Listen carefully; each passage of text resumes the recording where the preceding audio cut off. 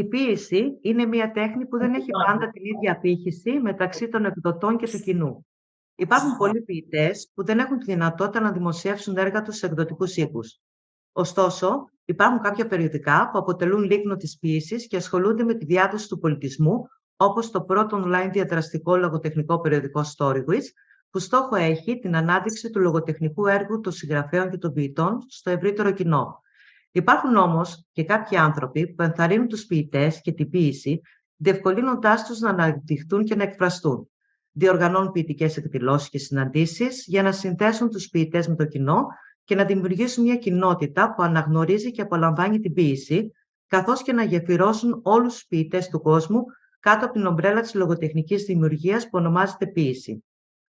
Είμαι η Φόφη, συγγραφέας και εικονογράφος, και κοντά μας έχουμε τη συγγραφέα παιδικής λογοτεχνίας και υπέρμαχη αγωνίστρια της ποίησης και του πολιτισμού σε παγκόσμιο επίπεδο, Εύα Γιαννού Πετροπούλου, γιατί για την Εύα η ποίηση γεφυρώνει γλώσσες, υπήρους και πολιτισμούς και είναι πλέον για αυτήν σκοπός ζωής.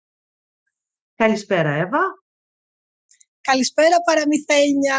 Καλησπέρα, Παραμυθένια Storywiz. Καλησπέρα, Παραμυθένια Φόφη. Χαίρομαι πάρα πολύ που σε γνωρίζω επιτέλους από κοντά. Και εγώ χαίρομαι που σε έχουμε κοντά μας. Και ευχαριστώ πολύ για το βήμα.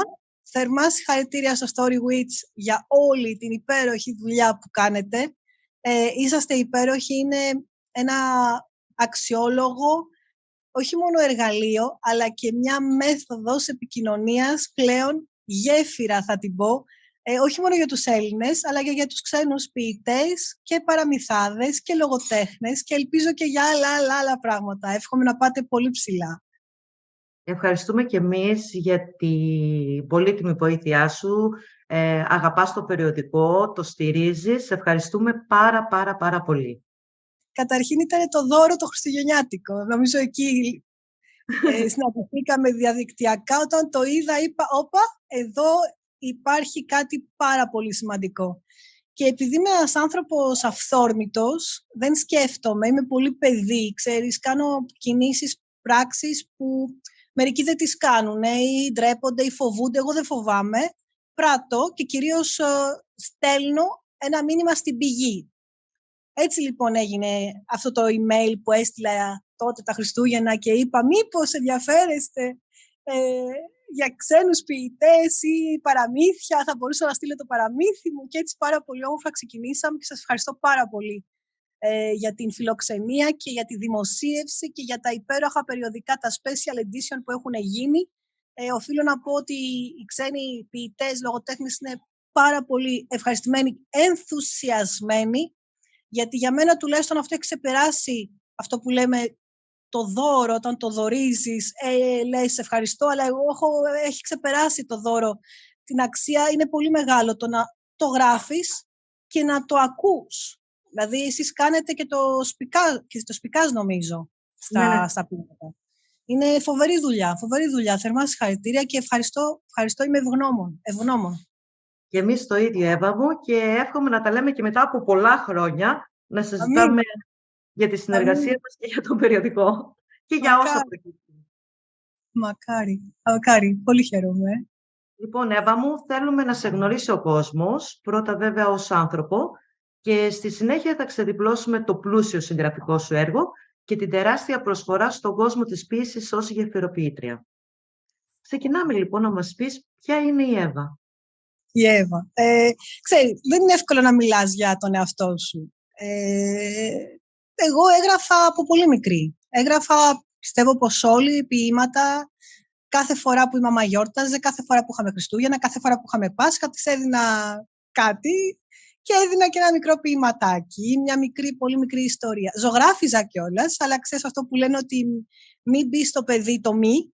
Δηλαδή, εμένα μου είπανε τώρα τι φτιάχνεις εκεί και σταμάτησα αμέσως να ζωγραφίζω. Αλλά στο γράψιμο δεν μου το είπανε ποτέ. Μου είπανε συνέχισε. Και ένας πολύ σημαντικός άνθρωπος, μάλλον δύο σημαντικοί άνθρωποι, ο ένας ήταν στο δημοτικό, ο δάσκαλός μου, που είπε στη μητέρα μου, δεν πειράζει, λέει, που δεν είναι καλή στα μαθηματικά, δεν πειράζει, γράφει πάρα πολύ ωραίες εκθέσεις. Ξέρει να εκφράζεται και έχει, λέει, έχει δημιουργικότητα και έμπνευση και φαντασία το παιδί. Οπότε λέει, αφήστε την, μπορεί να γίνει συγγραφέας. Οπότε βλέπουμε τα πρώτα, θα έλεγα, η πρώτη έμπνευση ή τα πρώτα, αν θέλεις, βήματα ήδη από το δημοτικό, με τις εκθέσεις. Να γράφω και να μην σταματάω, χήμαρος. Και σιγά σιγά περνάμε πλέον και στο Λύκειο, που και εκεί οι εκθέσεις μου είναι πάρα πολύ καλές και τότε η καθηγήτριά μου στο φροντιστήριο λέει τα ίδια ακριβώς στη μαμά μου. Αφήστε τη, λέει, να έχει αυτό το κομμάτι των γαλλικών, λατινικών, να ζωγραφίσει, να γράφει, γιατί γράφει πάρα πολύ ωραίες εκθέσεις. Ίσως, λέει, να γίνει συγγραφέας. Μην σας πειράζει που το παιδί δεν είναι καλή στη χημεία, στη φυσική και όλα αυτά. Όχι ότι αυτά δεν είναι καλά, αλλά τουλάχιστον εγώ δεν το είχα. Και ξεκινάμε λοιπόν με πάρα πολλές ιστορίες που δεν φτάσανε ποτέ στο τέλος. Δηλαδή έγραφα και τις άφηνα στη μέση. Έγραφα και τις άφηνα στη μέση. Φτάνουμε λοιπόν στην Γαλλία το 1996. Είχα ήδη φύγει το 1994 για σπουδές και για δουλειά. Το 1996 λοιπόν ολοκληρώνω τη Ζεραλντίν και το ξωτικό της λίμνης. Μια ιστορία στα γαλλικά, εξ ολοκλήρου στα γαλλικά. Και ήταν η πρώτη μου ιστορία που κατάφερα και ολοκληρώθηκε τέλος πάντων και μίλαγε για την νοσταλγία μου που εγώ ήμουνα σε μια ξένη χώρα, στο Παρίσι, αλλά ήθελα να δω τη μαμά μου και τον μπαμπά μου, γιατί είχα να τους δω τότε 2 χρόνια. Δηλαδή έφυγα το 1994 μέχρι το 1996 τους είχα δει, οπότε εξιστορούσα, αν θέλεις, είχα βάλει τη Ζεραλντίν, μια μικρή 8 χρονών και μίλαγε για τον παππού της με τη λίμνη. Έτσι λοιπόν εγώ μου είχε βγει η νοσταλγία για την πατρίδα. Αυτό το παραμύθι, το οποίο κατάφερα και το ολοκλήρωσα μετά από 2 χρόνια, το έδειξα στο τότε αφεντικό μου, το Σέρζ, ο οποίος να είναι καλά εκεί που είναι στον Παράδεισο, μου είπε πρέπει, μου λέει, να το δώσουμε αυτό. Πρέπει να το δώσουμε σε έναν εκδοτικό οίκο. Λέω, σε εκδοτικό οίκο πού, στη Γαλλία? Και ξέρεις, κάπου το βρήκα, γελούσα. Μου έκλεισε λοιπόν αυτός κάποια ραντεβού και ένας από αυτούς τους εκδότες είχε έρθει στο φεστιβάλ βιβλίου στο Παρίσι.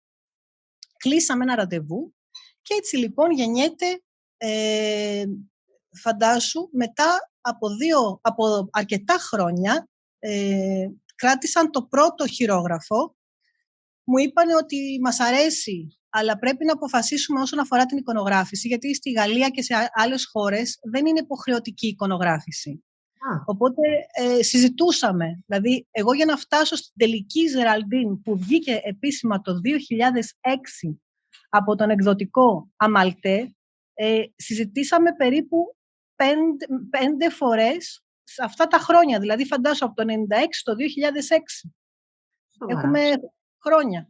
Όπου εγώ κάθε φορά δεν ήμουνα σύμφωνη, γιατί εγώ ήθελα να βγάλω ένα παιδικό παραμύθι όπως το φανταζόμουν, με εικόνες, με πολλά στοιχεία, οπότε το άλλαξα αρκετές φορές. Έβαλα μέσα 2 ιστορίες. Είναι η ιστορία της Ζεραλντίν και ύστερα είναι η ιστορία της Γοργόνας, της Αλιγιώνας με τον Αντώνη, τον ψαρά που ερωτεύεται. Έκανα λοιπόν μια ιστορία μέσα στην ιστορία, έβαλα κι άλλους ήρωες και φτάνουμε στο τελικό αποτέλεσμα του 2006 που το στέλνουν το τελικό χειρόγραφο και επιτέλους το δέχονται, αλλά με τους δικούς τους όρους. Θα το βγάλουμε, θα το εκδώσουμε, αλλά όχι εικονογράφηση. Οπότε υπάρχουν μόνο 2 εικονογραφήσεις, δηλαδή υπάρχει 2 εικόνες, υπάρχει στο εξώφυλλο και στο οπισθόφυλλο. Αυτή είναι η εικονογράφηση. Και γιατί? Η Γαλλία δέχεται ότι το παιδί οφείλει μόνο του να έχει την άποψή του στον ήρωα. Δηλαδή, όταν αυτό το βιβλίο... μόνο του τον κόσμο και τους ήρωες, Εσύ δηλαδή θα φτιάξεις, θα τον γράψεις, θα τον δημιουργήσεις, αλλά το παιδί πρέπει να τον χρωματίσει, να τον ζωγραφίσει, να φτιάξει τον ήρωά του. Και αυτό υπάρχει σε όλα τα εκπαιδευτικά, αν θέλεις, προγράμματα νηπιαγωγείου με δημοτικό, ακόμη και σε κάποιες τάξεις, ας πούμε λύκειο, δεν έχουν λύκειο στο εξωτερικό, όπου δίνουν τη δυνατότητα στο παιδί να κάνει δικό του το όποιο παραμύθι, το όποιο βιβλίο και να κάνει την εικόνα του ήρωα που θέλει όπως τον θέλει. Δηλαδή, γιατί πρέπει και σώνει και καλά, ας πούμε, η πριγκίπισσα, η Αλγιώνα, η Γοργόνα να είναι, λέμε τώρα, ξανθιά. Να την κάνεις με κόκκινα μαλλιά. να την κάνεις καραφλή, να την κάνεις μαύρη. Δηλαδή, θέλω να πω, αυτή ήταν η δικιά μου, ξέρεις, ένσταση που ήθελα να έχω ολοκληρωμένο το παραμύθι μου. Δέχτηκα, ώστε να βγει, τέλος πάντων, η Ζεραλντίν, τη δική τους απόφαση. Και γιατί, θα μου πεις τώρα, εκεί. Όλα στη ζωή μου είναι συμβολικά. Δηλαδή, σε όλη μου τη ζωή, ό,τι ήρθε και ό,τι έρχεται με έναν συμβολισμό, το οποίο το θεωρώ θεόσταλτο, ερχόμενο από τους αγγέλους, το Θεό. Το όνομα του εκδοτικού οίκου ήταν Αμαλτέ. Στα ελληνικά σημαίνει αμάλθεια. Η αμάλθεια, αν το πάρουμε με την αρχαιότητα, ήταν η κατσίκα που έδινε το γάλα της στο Δία. Οπότε, γι' αυτό εγώ επέμενα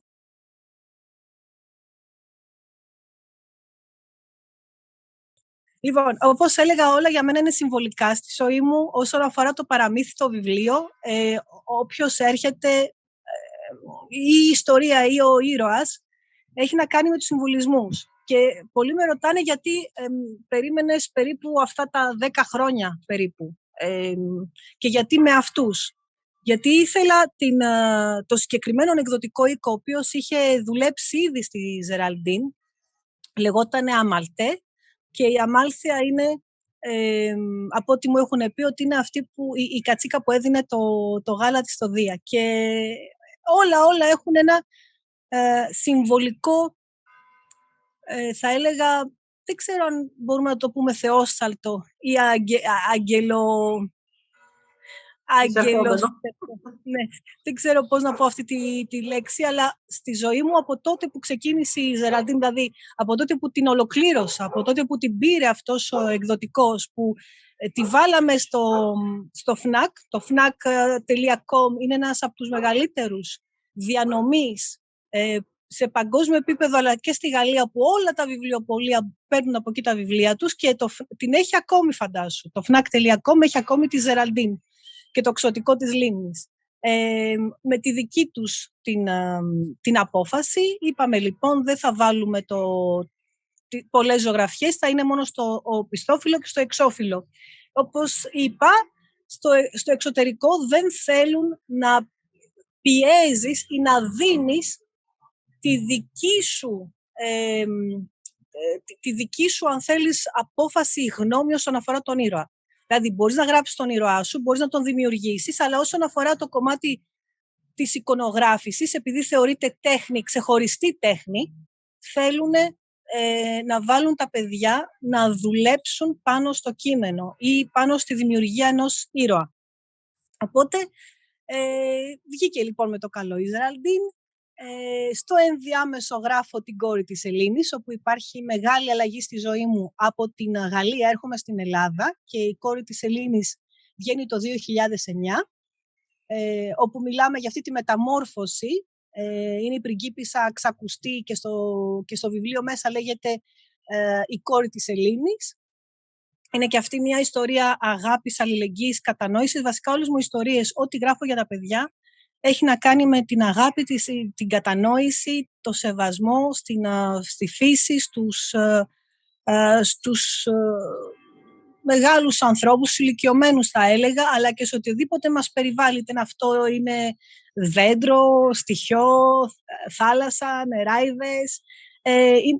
Θέλω να υπάρχει απόλυτη αρμονία, εναρμόνιση με αυτό που γράφω και με αυτό που συμβαίνει γύρω μας. Και συνεχίζω λοιπόν με τη Ζεραλντίν. Η Ζεραλντίν θα τη μεταφράσω στα ελληνικά.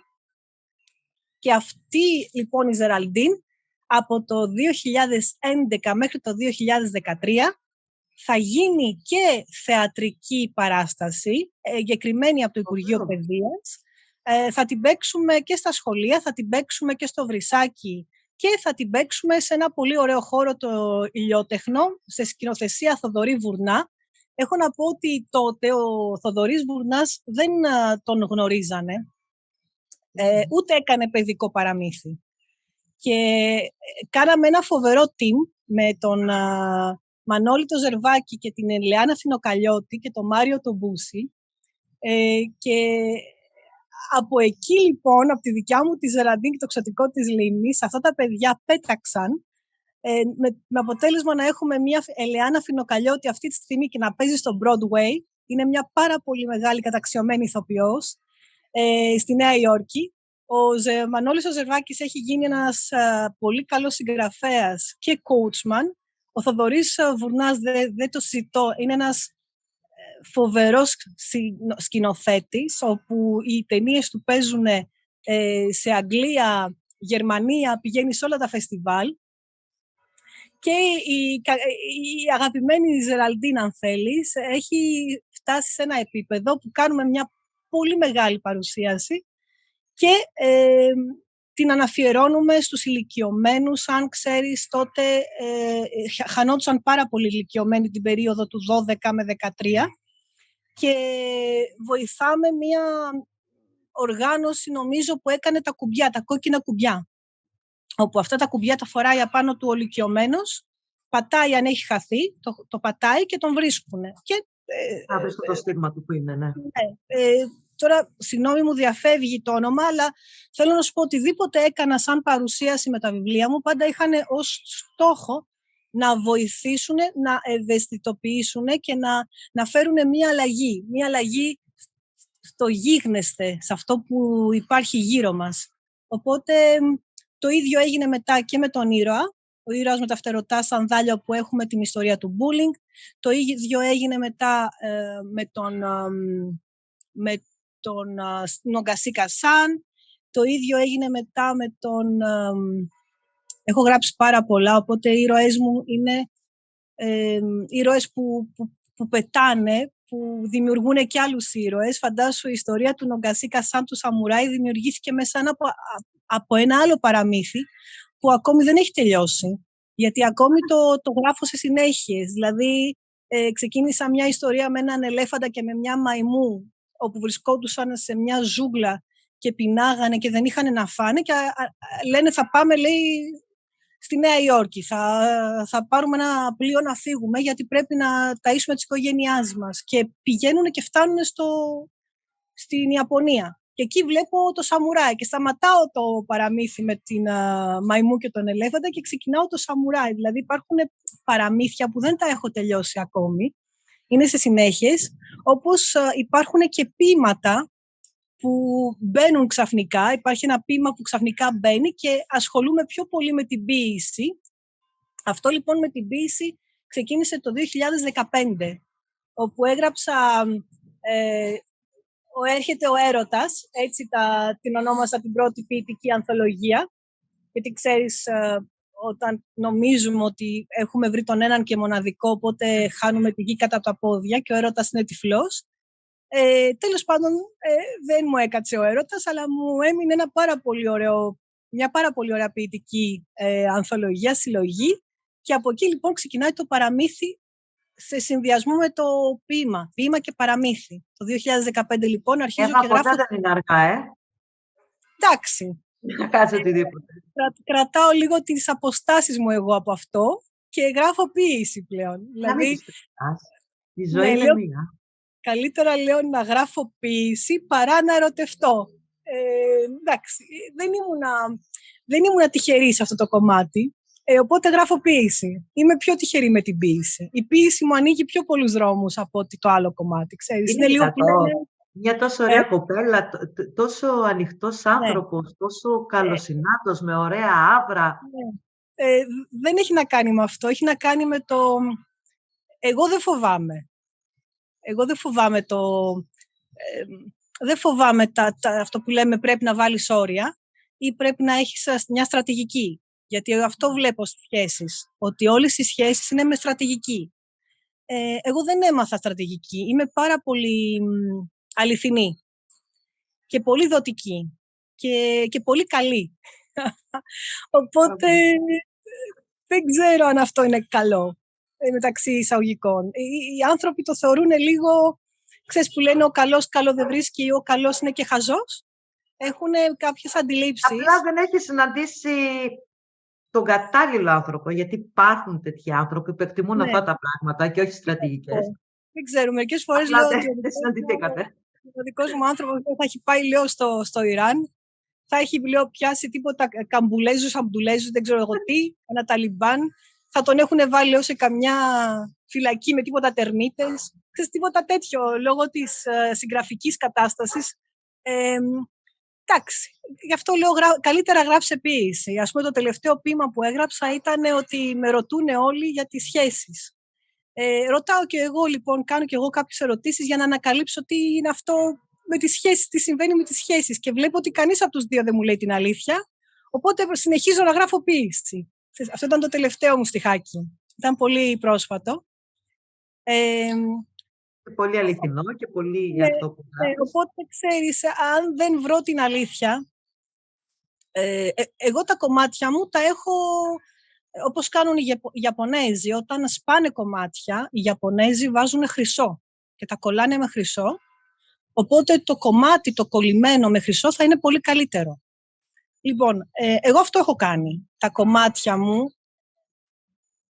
τα έχω κολλήσει με χρυσό. Οπότε γνωρίζω τα όρια μου, γνωρίζω μέχρι πού πάω, γνωρίζω ποια είμαι, γνωρίζω τι θέλω. Είναι λίγο δύσκολο να έρθει κάποιος και να μου πει κάτι, ενώ είναι κάτι άλλο, και εγώ να το πιστέψω πλέον. Δεν είμαστε στην εποχή που ήταν, ξέρω τώρα, το 30, το 50, το 60, το 80. Και επειδή είμαι και ένας άνθρωπος που ερωτεύεται, ξέρεις, παράφορα, γιατί μου αρέσει πάρα πολύ να το ζω με πάθος, οι άλλοι φοβούνται. Οι άλλοι φοβούνται την ευγένεια, φοβούνται την τόση δοτικότητα, φοβούνται το τόσο... Σου λέει είναι πολύ large αυτή, κάτι συμβαίνει από πίσω. Δηλαδή, αντί να δούνε το καλό, ο κόσμος έχει μάθει να σκέφτεται με το άσχημο, με το τι θέλει τώρα αυτή, γιατί αυτή είναι έτσι, γιατί το κάνει τώρα αυτή και τι θέλει να μας αποδείξει. Και λέω, παιδιά, τίποτα. Εγώ απλώς γράφω ποίηση, γράφω παραμύθια τώρα, αν έτυχε κάποια στιγμή, γιατί αυτό σου λέω ότι όλα είναι τύχη. Όταν κλειστήκαμε όλοι, λόγω του εγκλισμού στο COVID, όταν όλοι κλειστήκαμε, αμπαρωθήκαμε, δεν θέλαμε να δούμε τον άνθρωπό μας, δεν θέλαμε να δούμε τους γονείς μας, γιατί έπρεπε να προφυλαχτούμε. Εκείνη την εποχή είχα γράψει ένα ποίημα, το οποίο έλεγε «If you exist», στα αγγλικά. Και το πήρε μια κοπέλα από την Κολομβία και μου είπε, παρακαλώ, λέει, μπορώ να το κάνω μετάφραση.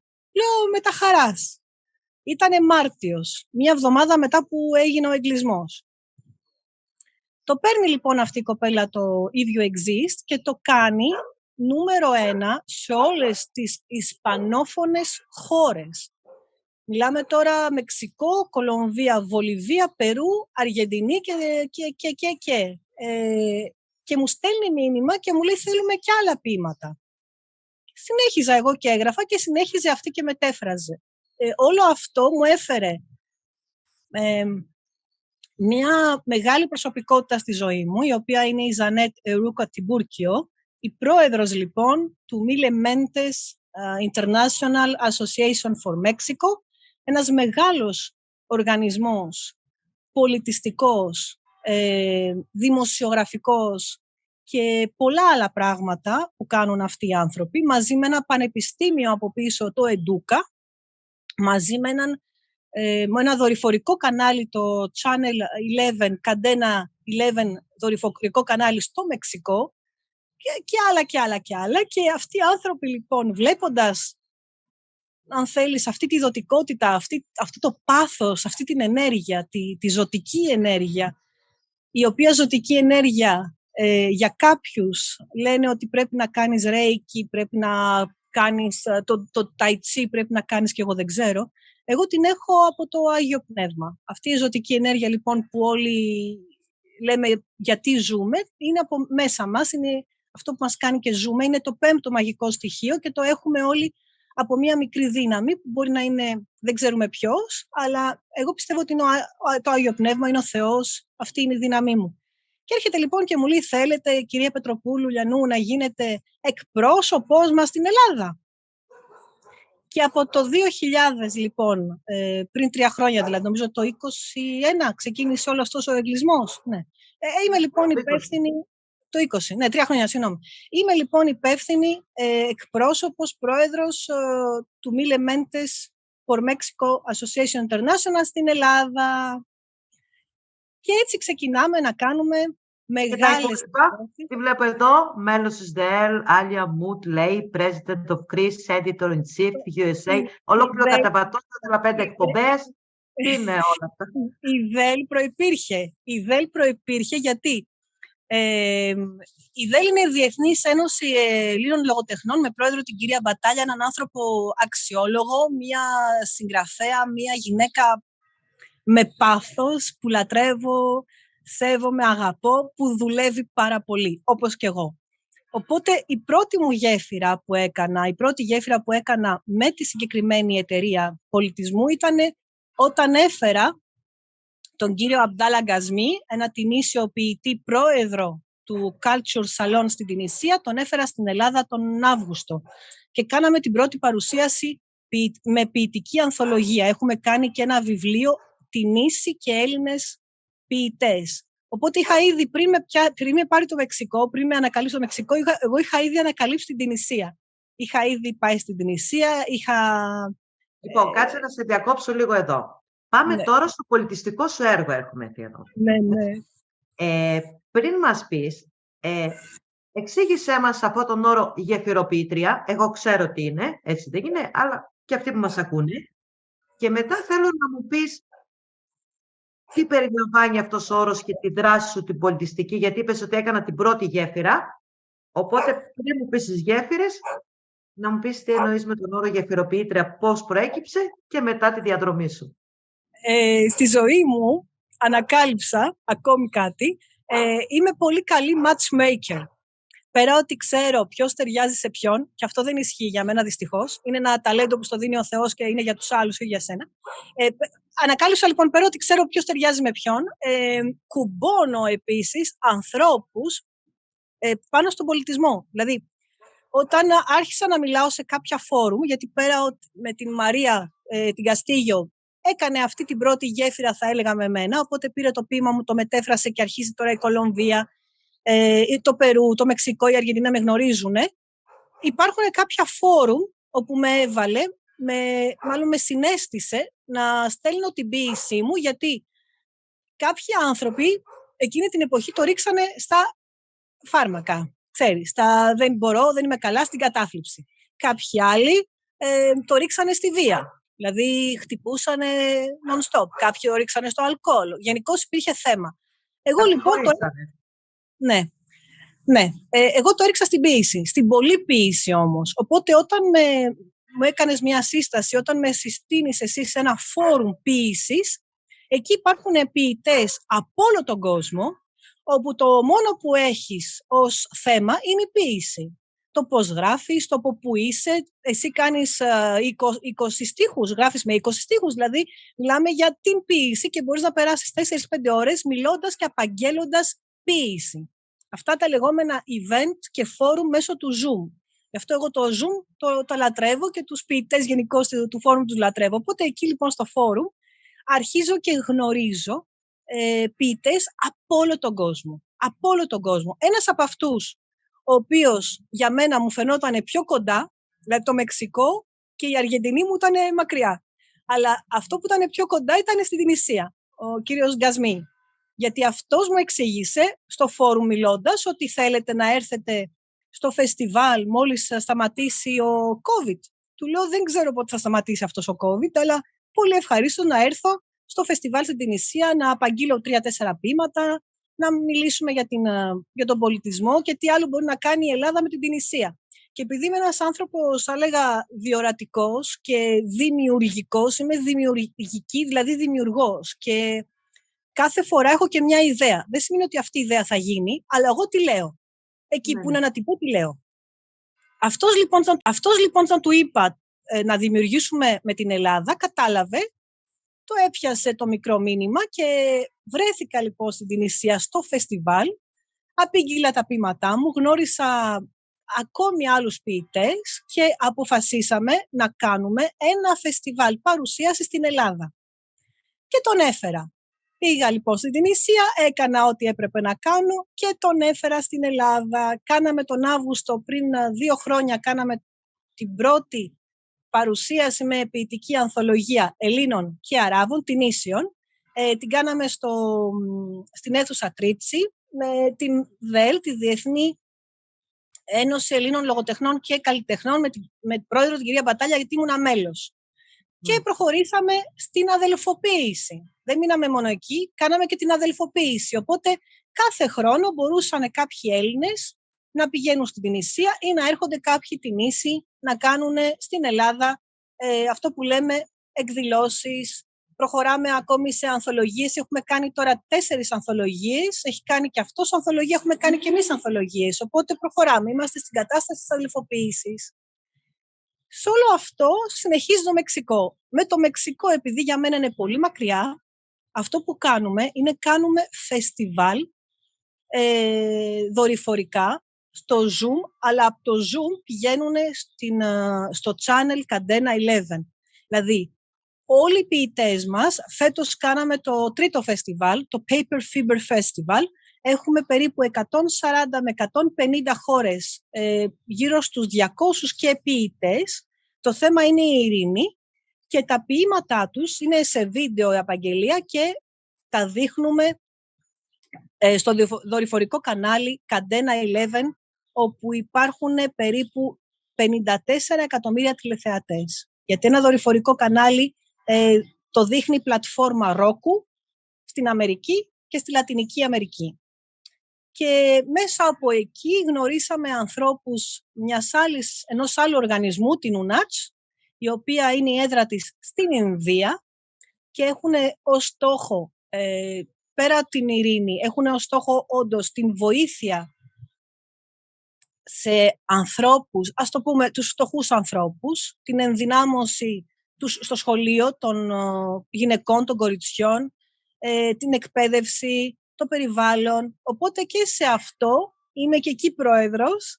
Είμαι πρόεδρος του παιδικού τμήματος UNACH, αλλά επειδή με πρότεινε το Μεξικό, είμαι από τη μεριά της Λατινικής Αμερικής. Θα μου πεις τώρα πώς γίνεται μια Ελληνίδα να έχει έδρα τη Λατινική Αμερική, γιατί είμαι πρόεδρος Ελλάδας-Μεξικού, του Μιλεμέντες. Το Μιλεμέντες έχει κάνει μια τεράστια γέφυρα με την Ινδία, οπότε μας δίνει μια πολύ μεγάλη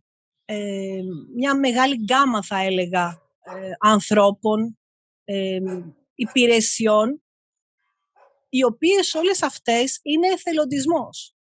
Είναι εθελοντισμός, δηλαδή το τονίζω. Τόσα χρόνια, εδώ και χρόνια, αυτό που κάνω, δίνω τα παραμύθια μου, κάνω αφηγήσεις, το κάνω εθελοντικά. Και εθελοντισμός είναι και στο Be The Miracle. Υπάρχει και το Be The Miracle στην Ελλάδα. Ένας οργανισμός που βοηθάει το παιδί, όλα τα παιδιά, μηδενός εξαιρουμένου, από όποια φύλη κι αν είναι. Και θα ετοιμάσουμε τώρα, θα κάνει μια μεγάλη γιορτή στο Σεράφιο 22 και 23 Απριλίου. Και 23 Απριλίου θα είμαι εκεί και θα κάνω μια αφήγηση. Υπάρχει λοιπόν το Be The Miracle, όπου μαθαίνω στα παιδιά, τους κάνω δημιουργική γραφή.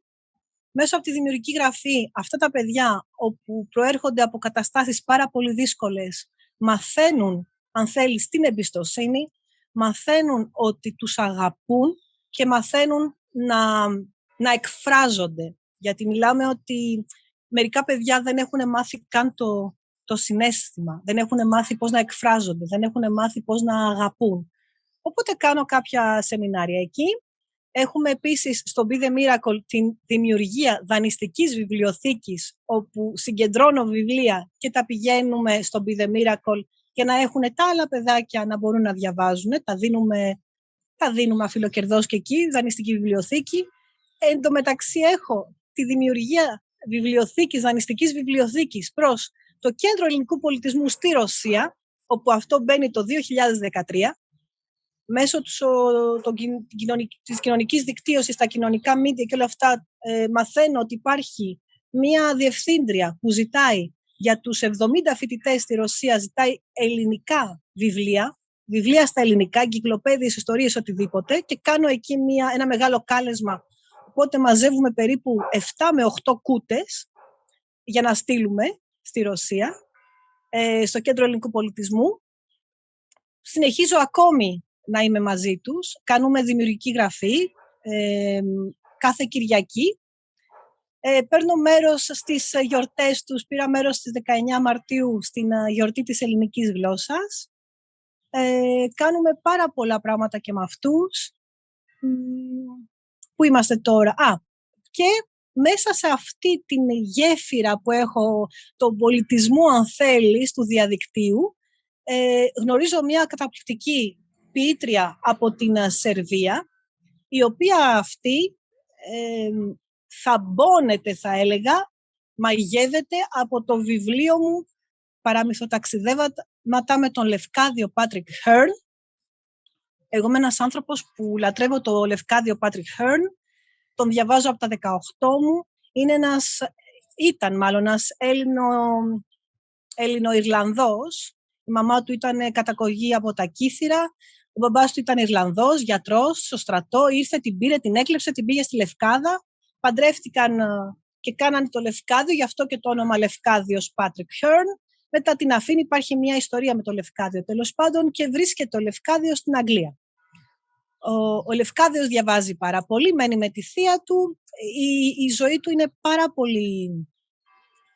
πάρα πολλές περιπέτειες. Το συγκλονιστικό είναι όμως ότι περίπου στα 45 του φεύγει και πηγαίνει στην Ιαπωνία, ασπάζεται το βουδισμό, αλλάζει το όνομά του, λέγεται Γιάκομο, παντρεύεται μια Ιαπωνέζα και με την γυναίκα του ξεκινούν και καταγράφουν όλους τους μύθους της Ιαπωνίας, περίπου 3.500 μύθους.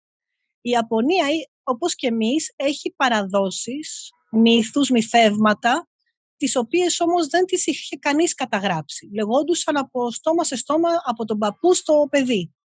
Ο Γιάκομο λοιπόν Κοϊζούμι, ο κατεξοχήν Λευκάδιος Πάτρικ Χέρν, καταγράφει και μεταφράζει όλη την παράδοση των Ιαπώνων.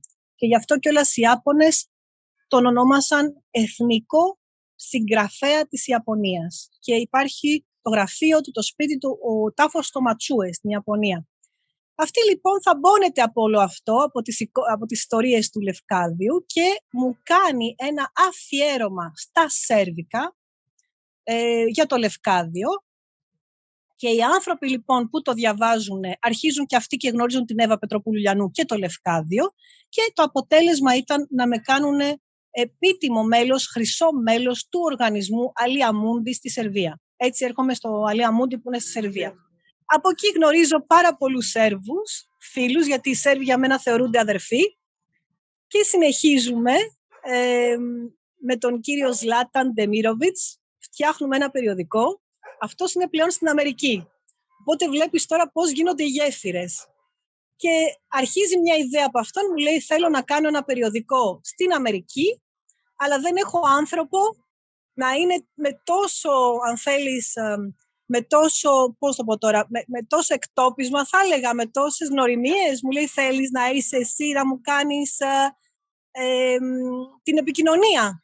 Ξεκίνησε μια συνεργασία επικοινωνίας, ότι υπάρχει αυτό το περιοδικό, το Prodigy, και είμαστε ανοιχτοί να καλούμε δηλαδή όλους τους ποιητές να δημοσιεύσουμε τα κείμενά τους από όλο τον πλανήτη. Οπότε έρχεται η Εύα τώρα στην Αμερική. Φαντάσου, έχουμε ξεκινήσει την Ισία, Μεξικό, Σερβία, στο ενδιάμεσο υπάρχει Κολομβία, Περού, Αργεντινή και πηγαίνουμε στην Αμερική. Στην Αμερική λοιπόν με ανακαλύπτει μία ποιήτρια, η οποία είναι μεταφράστρια δημοσιογράφος στο Βιετνάμ.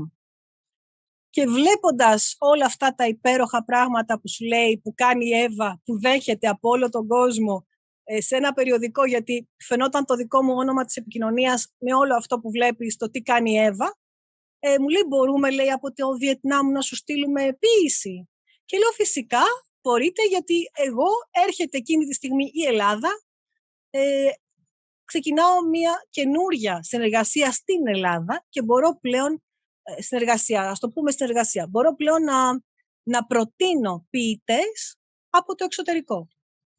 Οπότε έρχεται και η Ελλάδα μέσα σε όλες αυτές τις δεδαλώδεις γέφυρες, στο λαβύρινθο της ποίησης.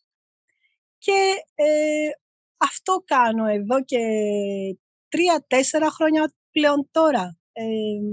Γεφυροποιήτρια. Μόνο τόση πλούσια δράση, μόνο 3-4 χρόνια. Ναι, Δεν μου φάνηκε.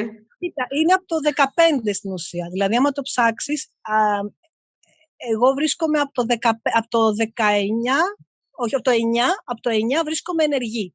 Γιατί από το 2009 η κόρη της Ελλήνης την έχω ταξιδέψει σε 150 χωριά της Ελλάδας και έχει φύγει και στο εξωτερικό, σε σχολεία του εξωτερικού στον Καναδά.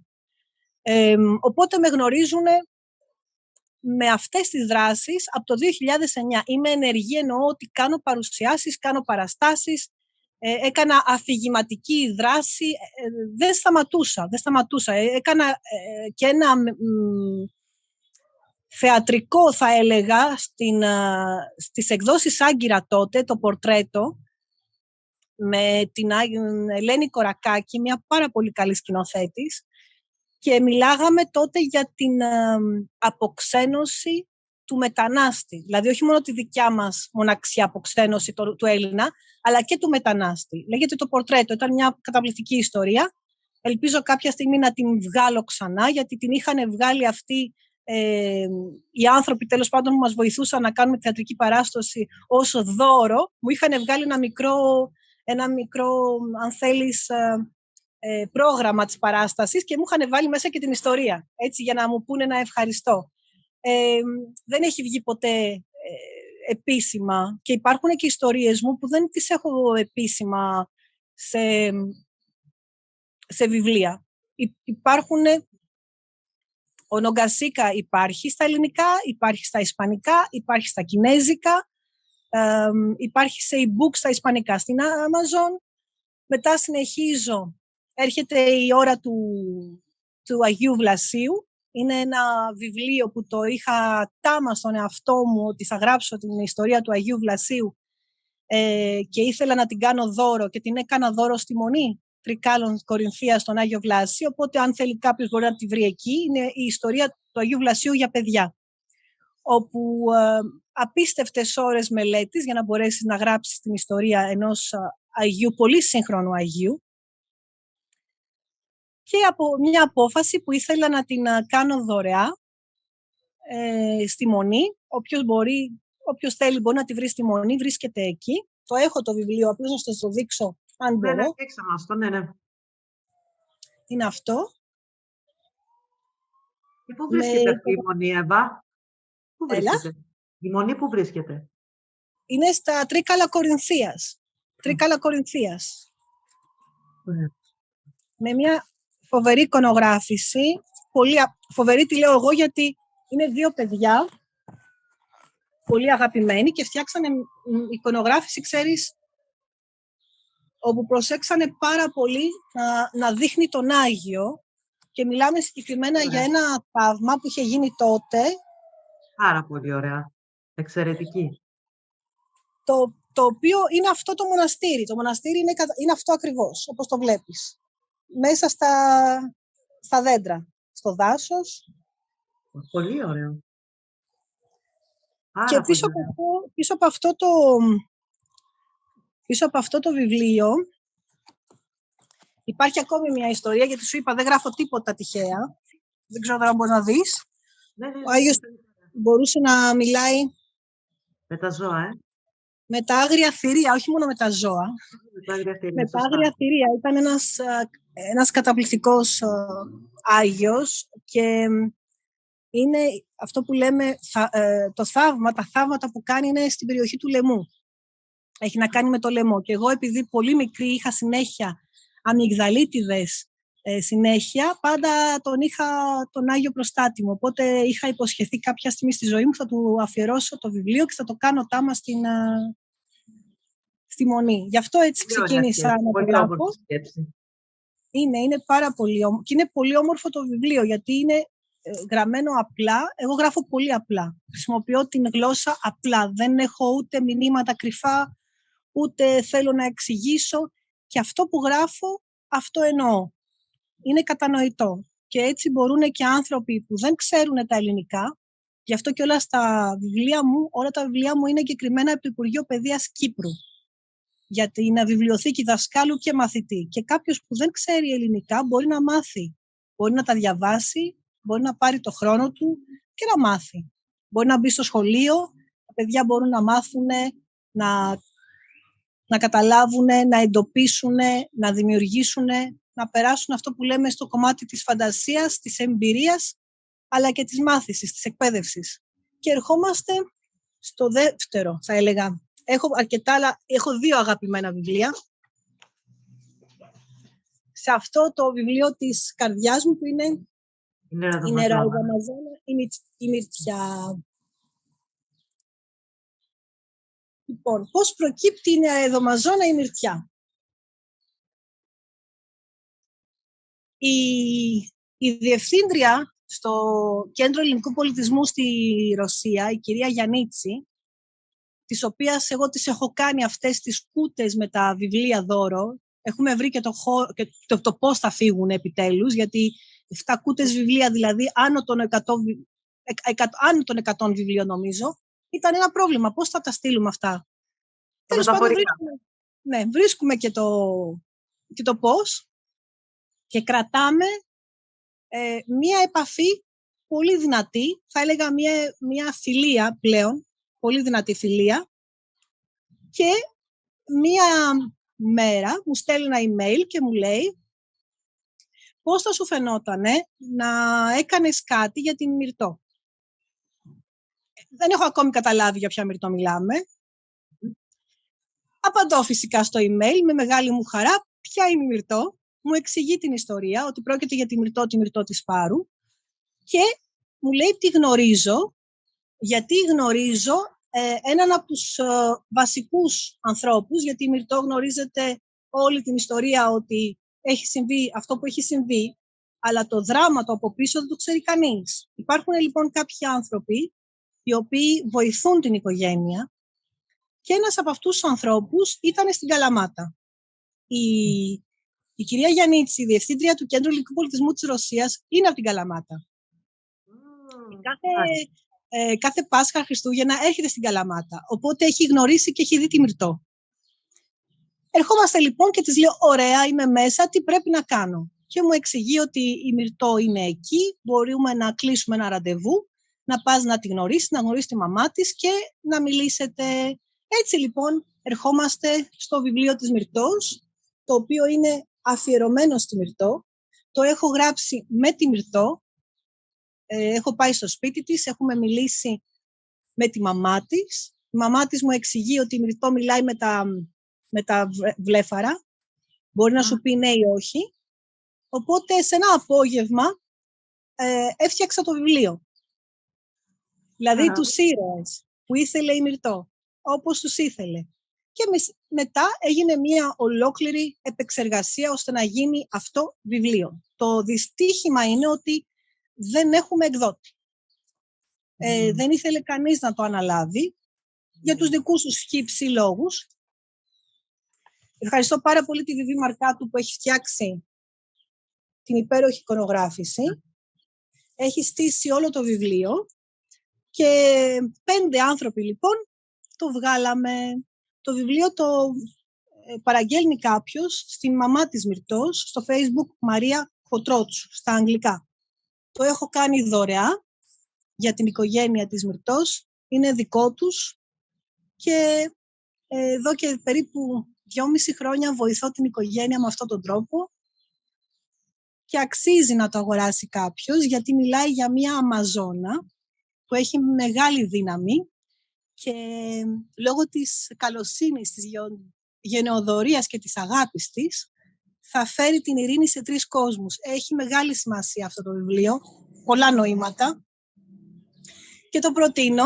Ξαναλέω, μπορούν να το κάνουν παραγγελία στο Facebook Μαρία Κοτρότσου. Συνεχίζουμε λοιπόν με την Νεροαιδαμαζόνα τη Μυρτιά. Έχω κάνει κάποιες παρουσιάσεις. Το διαβάζω, κάνω αφηγήσεις online πάντα και φτάνουμε σε ένα άλλο βιβλίο το οποίο είναι πάλι ποίηση, η πύλη της αγάπης. Α, και ωραίο εξώφυλλο. Πολύ ωραίο. Ναι, ναι. Λοιπόν, αυτό το εξώφυλλο είναι από την Τινησία. Ναι. Είναι μια αγαπημένη περιοχή, το Sidi Bouit, αν δεν το θυμάμαι καλά, Μπουσαΐντ, όπου γίνονται πολύ μεγάλα φεστιβάλ και έχει πάρα πολύ κόσμο κάθε Αύγουστο και είχα πάει 2 φορές και μου είχε κάνει αυτή η πόρτα, το σπίτι, τέλος πάντων, μεγάλη εντύπωση και είχα πει θα το βάλω στο εξώφυλλο του επόμενου βιβλίου. Και έτσι έγινε η πύλη της αγάπης. Αν θέλεις μπορώ να σου διαβάσω 1-2. Βέβαια. Διάβασε μας. Εννοείται. Πέφτω πάνω, δεν το έκανα τυχαία, πρόσεξε να δεις που πέφτω, να δεις. Ο έρωτας. Οι μέρες της ξενιτιάς είναι μονές. Οι μέρες της αγάπης είναι διπλές. Οι μέρες που μετράει ένα παιδί για να μεγαλώσει είναι σημαντικές. Η απόφαση ενός άντρα για το σκοπό της ζωής του είναι καθοριστική. Σαν το πλοίο φύγει από το λιμάνι, όλα είναι πιθανά να γίνουν.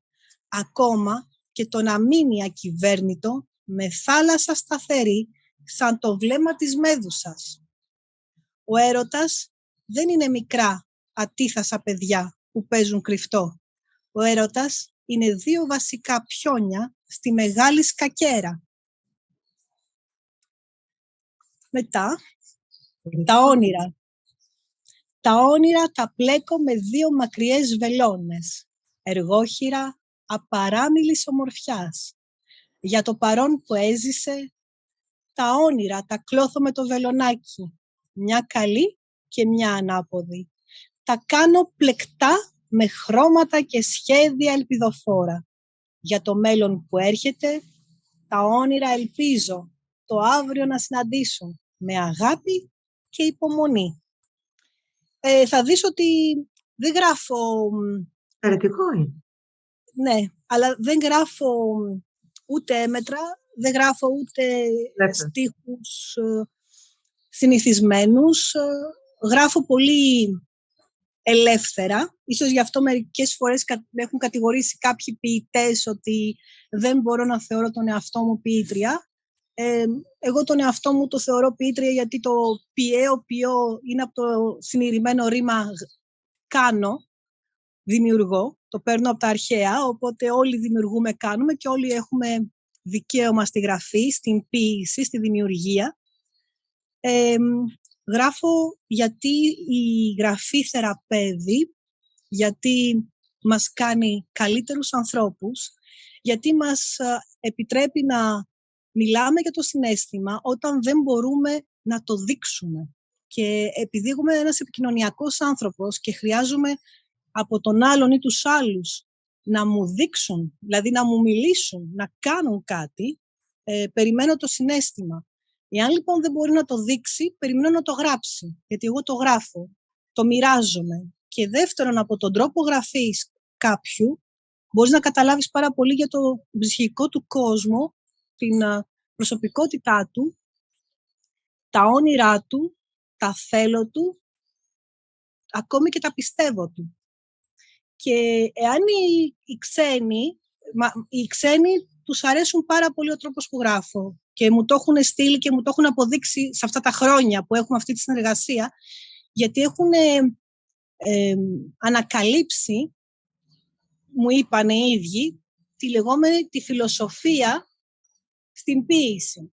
Δηλαδή για αυτούς είμαι μία φιλόσοφος, έρχομαι και από την Ελλάδα, οπότε αυτοί με αποκαλούν μία φιλόσοφος η οποία προσπαθεί να επαναπροσδιορίσει τον κόσμο και να μας δείξει ξανά πώς να αγαπάμε, πώς να έχουμε ειρήνη μέσα μας, πώς να φροντίζουμε τον εαυτό μας, πώς να εκπαιδεύουμε τους δράκους, γιατί όλοι οι δράκοι εκπαιδεύονται, πώς να ανακαλύψουμε την κάθε στιγμή, γιατί εγώ είμαι λίγο της στιγμής. Εγώ ζω για την στιγμή και ζω για τη μέρα.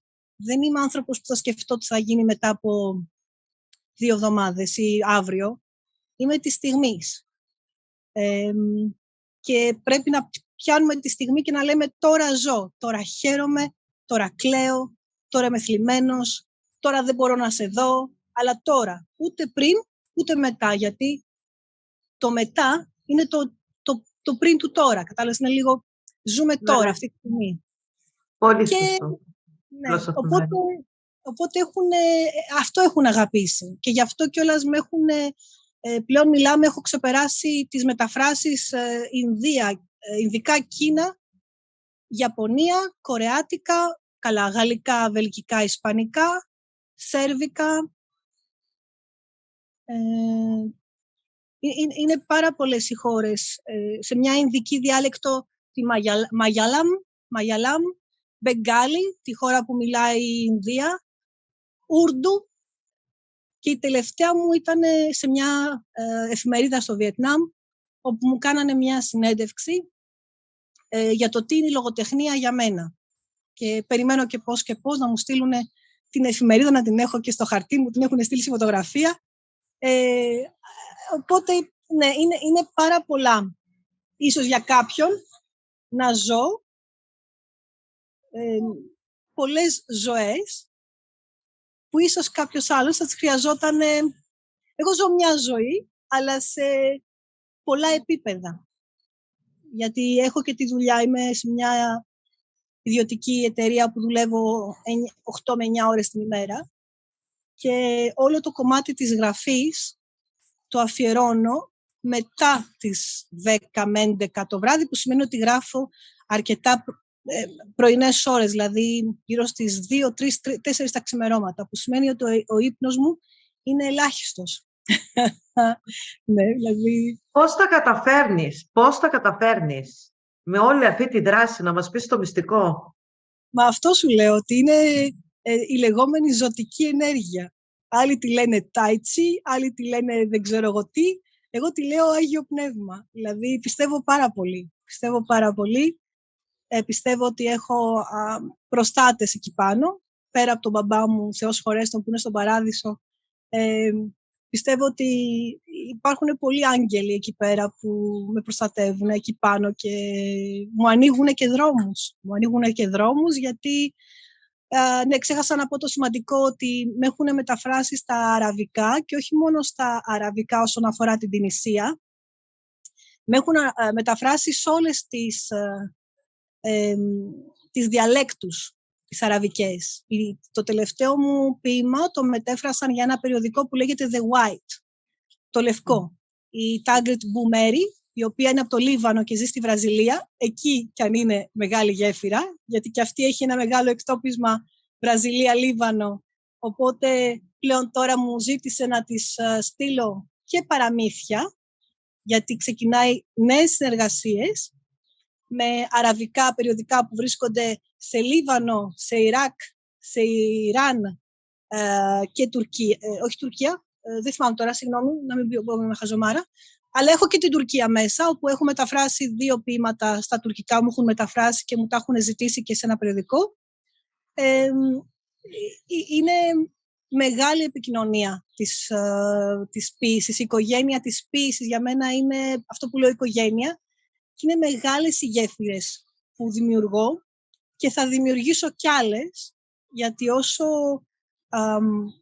όσο μπορούμε και επικοινωνούμε και γράφουμε τα συναισθήματά μας και δεν κρατάμε μυστικά, γιατί στο χαρτί τα αποτυπώνεις όλα. Στο χαρτί δεν μπορείς να κρυφτείς. Τουλάχιστον από μένα, αν κάποιος μου γράψει, θα καταλάβω αν με συμπαθεί, εάν με αντιπαθεί, αν με κλέβει ή αν θέλει απλώς να δει ποια είμαι.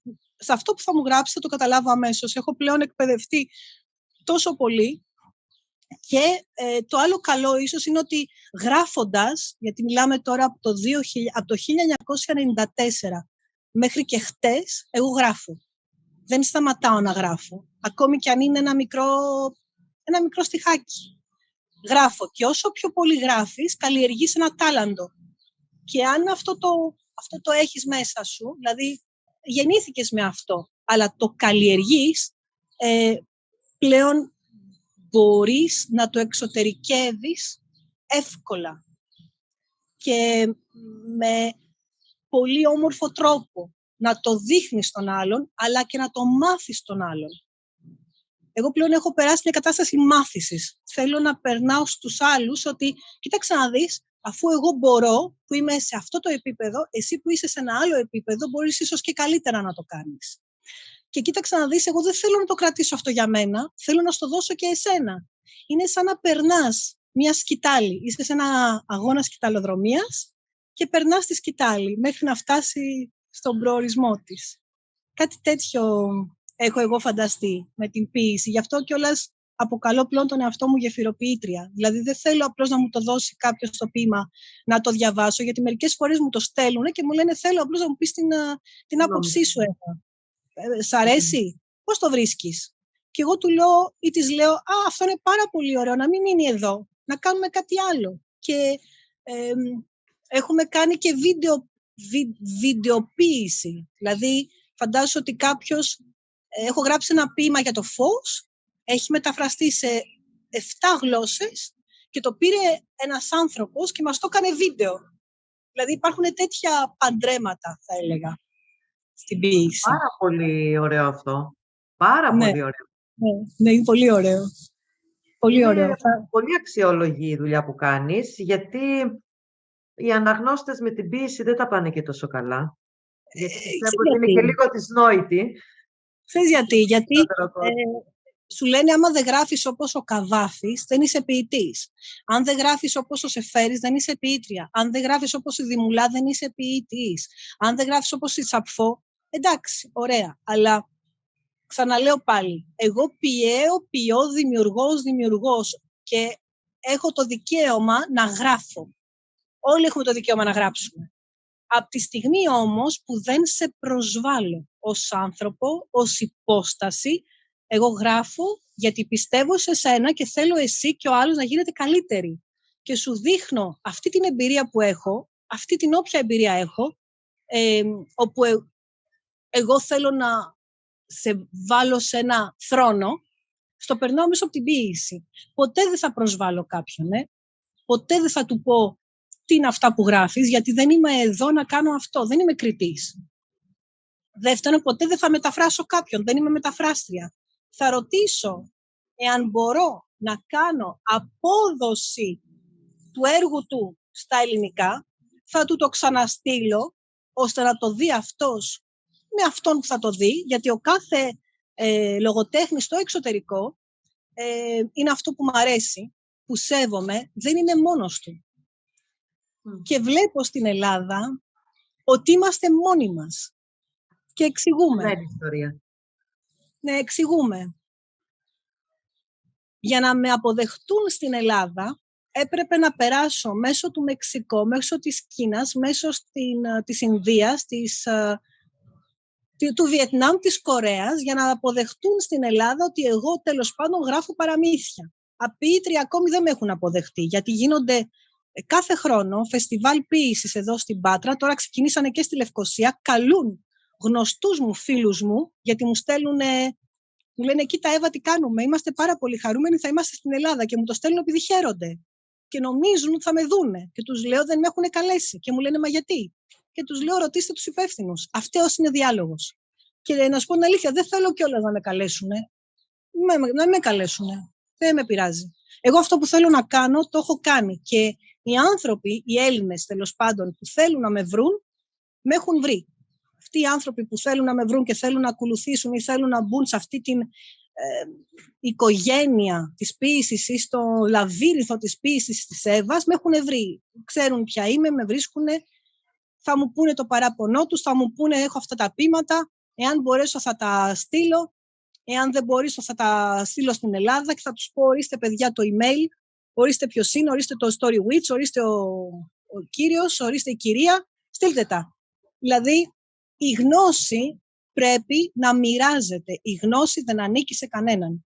Η γνώση είναι δύναμη, αλλά πρέπει να τη μοιράζεις. Πρέπει να τη δίνεις. Δεν είναι ένα πετράδι που πρέπει να το κοιτάμε και να το χαζεύουμε μέσα από ένα τζάμι. Εγώ με τις άποψεις ότι αφού βρήκα μια πόρτα, Δεν είναι ότι άντε βρήκα την πόρτα, βρήκα το μέρος και τρύπωσα και θα μείνω εκεί και την κλείνω.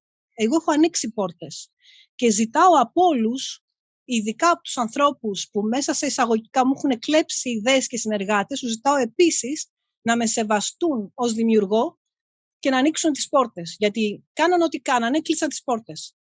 Τέλος πάντων. Να είναι καλά και αυτοί, να είμαι καλά και εγώ να δημιουργώ. Ναι. Ναι. Λοιπόν, οπότε, ναι, έχω άλλες απόψεις. Έχω άλλες απόψεις για την ποίηση, έχω άλλες απόψεις για το λογοτέχνη, για το συγγραφέα, άλλες απόψεις για τον εκδότη.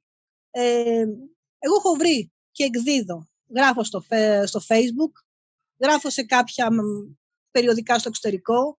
Είμαι editor-in-chief σε αρκετά περιοδικά. Έρχεται τώρα ένα καινούριο περιοδικό στο Περού, 23 Απριλίου. Στο Περού, το λέγεται Piedra Rodada. Είναι ένα πάρα πολύ όμορφο περιοδικό που θα βγει από ένα μεγάλο project που κάνω μαζί με την Αργεντινή, το Περού και το Μεξικό και λέγεται Στοκχόλμη 2033. Είναι ένα πολύ μεγάλο project όπου προσπαθούμε να αγκαλιάσουμε, να βάλουμε κάτω από μια ομπρέλα έργων, περιοδικών, ανθολογιών και βιβλίων όλους τους ποιητές. Ένα από αυτά τα περιοδικά είναι και το Piedra Rodada, ένα περιοδικό που θα έχει κατεξοχήν ισπανικά ποίηματα, αλλά θα δέχονται, επειδή είμαι εγώ, θα δεχόμαστε και αγγλικά, ώστε να μπορέσω να βάλω και κάποιους Έλληνες μέσα, να φανεί πάλι η Ελλάδα, γιατί ό,τι κάνω εγώ το κάνω με αγάπη για την Ελλάδα. Θέλω να φαίνεται η Ελλάδα, θέλω να φαίνεται ο πολιτισμός μας, θέλω να φαίνεται αυτή η όμορφη, η γαλανόβλευκη μπλε σημαία, θέλω να φαίνεται. Όταν βλέπουν το όνομά μου Εύα Λιανού Πετροπούλου, ξέρεις, βάζουμε και τη σημαία από κάτω και εμένα με λούζ αυτή η περηφάνεια, αυτό το φως, ότι είμαστε εδώ και ακούγεται η Ελλάδα, ακούγεται το όνομα Greece. Είναι πολύ σημαντικό. Πολύ αξιόλογη δουλειά και με προβληματίζει, δεν τα μπερδεύεις. Τόσα πολλά περιοδικά, τόσα event, τόσες χώρες. Εγώ ήδη έχω μπερδευτεί. Πώς τα κάνεις όλα αυτά, με εντυπωσιάζεις. Με εντυπωσιάζεις και παρόλα αυτά διατηρείς και μία παιδικότητα, δείχνεις την καλοσύνη σου, αυτό το μεγαλείο της ψυχής σου. Απορώ, ειλικρινά απορώ. Το θέμα είναι να παραμένουμε παιδιά. Γιατί τα παιδιά έρχονται σε συγκεκριμένους ανθρώπους για να μάθουν στο ζευγάρι.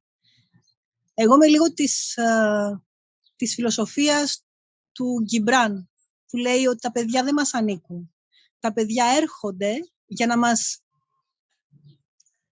πουν, να μας εκπαιδεύσουν και να μας δείξουν το δρόμο. Δεν ξέρω αν είναι τύχη ή ατυχία. Εγώ δεν έχω παντρευτεί, δεν έχω παιδιά. Είχα όμως αρκετά παιδιά γύρω μου. Από φίλους, από τις παραστάσεις, από τις αφηγήσεις. Πάντα ήμουνα με παιδιά. Και όταν είχα πάει στην Κύπρο, είχαν καλέσει να κάνω ένα σεμινάριο δημιουργικής γραφής στην Κύπρο. Ένας αγαπημένος ποιητής, πολύ καλός συγγραφέας, ο Χρήστος Οτσιαήλης. Και μου λέει, θα κάνεις για παιδιά ή θα κάνεις για μεγάλους? Λέω, τα κάνω και τα δύο, και για παιδιά και για μεγάλους. Και θα κάναμε ένα σεμινάριο πάνω στο Σαμουράι τον Ογκασίκα Σαν. Ο Σαμουράι Ογκασίκα Σαν είναι ένα βιβλίο αφιερωμένο στον μπαμπά μου, Θεός χωρέστον, όπου υπάρχει ένα μεγαλείο ψυχής. 8 χρονών τώρα το παιδάκι, ο Σαμουράι, πρέπει να τα βάλει με ένα μεγάλο ηγέτη πολεμιστή, να παλέψουν και να κερδίσει το ασημένιο σπαθάκι, για να μπορέσει να φέρει πίσω την έγλη στο χωριό του. Ένα παιδί όμως, μην ξεχνάμε, είναι ένα παιδί, οπότε τι κάνει? Έχει χάσει όλη την προετοιμασία. Έχει πάει στα βουνά και τα λαγκάδια, έχει πάει στα ποτάμια, έχει παίξει με το φίλο του, τα έχει ξεχάσει όλα. Και χάνει λοιπόν το κομμάτι της προετοιμασίας. Και τον διώχνει ο πατέρας του, ο οποίος είναι αρχηγός πολεμικών τεχνών, και του λέει, θα γυρίσεις πίσω μόνο όταν πιάσεις τον άνεμο. Φαντάσου τώρα. Λοιπόν, πάω εγώ με αυτόν τον ήρωα, πάω λοιπόν στην Κύπρο και τους το λέω στα παιδάκια και κάνουμε κάποιες ασκήσεις, γιατί ένα σεμινάριο δημιουργικής γραφής δικό μου είναι περίπου 3 ώρες. Γι' αυτό κιόλας το κόβω. Όταν το ξεκινάω να το κάνω με ενήλικες ή με παιδιά, το κόβω σε 1,5 με 2 ώρες για 3 μήνες, γιατί είναι ένα μεγάλο κεφάλαιο, ένα μεγάλο κομμάτι, το οποίο απαιτεί αφοσίωση. Δεν γράφεις ένα παραμύθι για να γράψεις. Ακριβώς, Δεν γράφεις ένα παραμύθι για να κρύψεις κάποια πράγματα που θέλεις να περάσεις. Δεν γράφεις ένα παραμύθι για να παρουσιάσεις ένα σφουγγάρι με αμέτρητες τρύπες και ένα φύλλο που είναι ένα χταπόδι και μπαίνεις στις αμέτρητες τρύπες για να περάσεις κάτι άλλο από αυτό που... Δηλαδή, πρέπει να προσέχουμε τι γράφουμε και για ποιον το γράφουμε και ποιος είναι αυτός που μας το ζητάει. Τα παραμύθια έχουν πολλές κατηγορίες. Πλέον υπάρχει το λεγόμενο πολιτικά ορθό, νομίζω. Έχει έρθει και στην Ελλάδα. Εγώ το έζησα στη Γαλλία 10 χρόνια πριν, ούτε, πιο πολλά. Φαντάσου, το 94-95 ήμουνα σε μια εφημερίδα και για 6 μήνες, περίπου με 1 χρόνο, ο ρόλος μου, η δουλειά μου ήταν να κάτσω να διαβάσω την εφημερίδα και να πηγαίνω βήμα-βήμα με βάση τον νόμο που είχαν βγάλει τότε, τι μπορούσε να κοστίσει στην εφημερίδα μία μήνυση. Φαντάσου δουλειά που είχα. Δηλαδή, Παναγία μου. Και έπρεπε λοιπόν να κόβω. Ήμουνα ο κόφτης. Τέλος πάντων, ξαναπάω στο σαμουράι. Όταν λοιπόν πήγα στην Κύπρο και αρχίζω να μιλάω στα παιδιά για το σαμουράι, μου λένε, κυρία, αυτός τώρα είναι Ιάπωνας και τρέχει δηλαδή με αυτά που τρέχουν οι Ιάπωνες. Ξέρεις, οι Ιάπωνες έχουν τον κότσο, είναι ξυρισμένοι κάπως διαφορετικά, φοράνε όλες αυτές τις ασπίδες. Λέει, πρέπει να είναι συγκεκριμένα έτσι ο Ιάπωνας. Λέω, όχι. Μπορεί να γράψεις, λέω, ένα παραμύθι που να μην υπάρχει ο Ιάπωνας. Μπορείς απλώς να κρατήσεις το όνομά του. Δηλαδή, ναι, εγώ έχω έρθει να κάνω το συγκεκριμένο σεμινάριο πάνω στο βιβλίο μου, ο Σαμουράι Νογκασίκα Σαν, και να μιλήσω πάνω στον ήρωα, αλλά δεν σημαίνει ότι αυτός πρέπει να γράψει κι εσύ. Και υπάρχει ένα καταπληκτικό παιδί, περίπου 8 χρονών, η οποία μητέρα του μου είπε, σας παρακαλώ, μην του δώσετε σημασία αν γράψει μία λέξη. Και της λέω, είστε σίγουροι, δεν με γνωρίζετε. Μου λέει, τι να σας πω. Λοιπόν, βγαίνοντας από 2 ώρες από την τάξη, αυτό το παιδί μου έχει γράψει μία παράγραφο για τον Σαμουράι Νογκασίκα Σαν, τον ποδοσφαιριστή. Ήταν συγκλονιστικό. Και μιλάμε τώρα. Πολλά άλλα. Έχω ζήσει πάρα πολλά. Με παίρνει ένας κύριος τηλέφωνο το βράδυ. Έχει διαβάσει το παιδί του τη Ζεραλντίν και το εξωτικό της Λίμνης. Κύριος, τέλος πάντων, φίλος. Και γυρνάει και μου λέει, θα σου πω κάτι. Η μικρή μας είχε πρόβλημα. Είχε ένα συγκεκριμένο πρόβλημα. Από τότε που διαβάζει, λέει, τα βιβλία σου, δηλαδή τη Ζεραλντίν και μετά πήραν και την κόρη της Ελλήνης, μου λέει, κοιμόμαστε όλοι ήσυχοι. Δηλαδή έχει το βιβλίο κάτω το μαξιλάρι της και είμαστε ήσυχοι. Και εκεί λοιπόν μου δώσανε ένα τίτλο, τον οποίο δεν το χρησιμοποιώ πολύ, γιατί ο κόσμος, λέμε, ξέρεις, είναι και λίγο κακός. Μου είπαν ότι είμαι και θεραπεύτρια. Δηλαδή θεραπεύω μέσα από την γραφή μου. Και αυτό έγινε σε πολλά email, σε πολλά τηλέφωνα. Ένα από αυτό ήταν όταν πήγε στο σχολείο ο Γιαννάκης και τους λέει, ποια είναι η αγαπημένη συγγραφέα σας, και το παιδί έγραψε περίπου 2-3 παραγράφους για μένα. Και όταν πήγε να το δώσει, δίνει την κόλλα και τον κοιτάει, διαβάζει και λέει, παιδί μου, λέει, πολύ ωραία, ναι, δεν την ξέρω. Τι λέτε, καλή κυρία, την πιο γνωστή δεν ξέρετε, ξέρεις. Ήτανε τόσο... Του λέει, συγγνώμη, λυπάμαι, δεν την ξέρω. Λέει, και του απαντάει, την πιο γνωστή, λέει, δεν ξέρετε, κυρία, τη συγγραφέα. Και άλλα πάρα πολλά έτσι, μικρά περιστατικά. Θέλω να σπληρώσω ότι υπάρχουν βιβλία μου, όπως η Μυρτώ. Την έχω κάνει μετάφραση, μπορούμε να το πούμε, για ανθρώπους με πρόβλημα όρασης. Η Μυρτώ έχει γίνει σε μέθοδο Braille και ο Σαμουράι έχει γίνει σε μέθοδο Braille. Και στο περιοδικό μας και σε ευχαριστούμε. Έχει γίνει από τον Απόστολο Γαρούφο, τον υπερευχαριστώ. Ο Απόστολος Γαρούφος είναι ένας καταπληκτικός άνθρωπος που έχει φτιάξει τη Mini-Dot και είναι αυτός που απέδωσε το μονόγραμμα του Ελίτη σε Braille. Είναι καταπληκτικός. Απόστολος Ζαρούφος, σε ευχαριστώ πάρα πολύ όπου κι αν είσαι. Οπότε μου έκανε την τιμή να μου κάνει τα 2 βιβλία, τα οποία βιβλία εγώ τα έχω και σε ελληνικά και στα αγγλικά, και το δε αγγλικό το έχω μοιράσει σε ό,τι σχολείο υπάρχει το πρόβλημα στα παιδιά, το πρόβλημα όρασης στο εξωτερικό.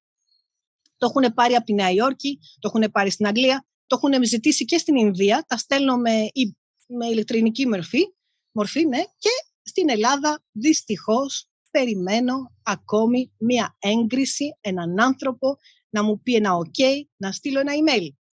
Λυπάμαι πάρα πολύ, αλλά εγώ εδώ είμαι.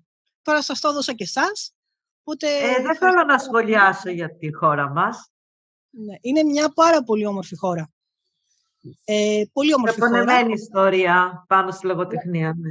Δυστυχώς οι άνθρωποι που μένουν στην Ελλάδα μετά τη δολοφονία του Καποδίστρια έχουν πάρει στραβά αυτό το κλίμα.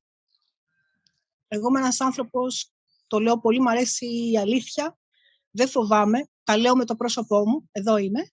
Ας κάνουν ό,τι θέλουν, ας κατεβάσουν πάλι το Facebook, θα είναι η 4η φορά που θα τα ανεβάσω, αλλά έχουν πάρα πολύ λάθος το πώς μας χειρίζονται σαν να είμαστε 3χρονα παιδιά. Εάν θέλω εγώ να εκδώσω, θα εκδώσω το βιβλίο μου. Εάν έχω εγώ να πληρώσω, θα το εκδώσω το βιβλίο μου. Αλλά ο σκοπός του συγγραφέα δεν είναι να πληρώνει για να εκδίδει. Ο σκοπός του συγγραφέα είναι να εκπαιδεύσει, να μεταλαμπαδεύσει, να διανθίσει.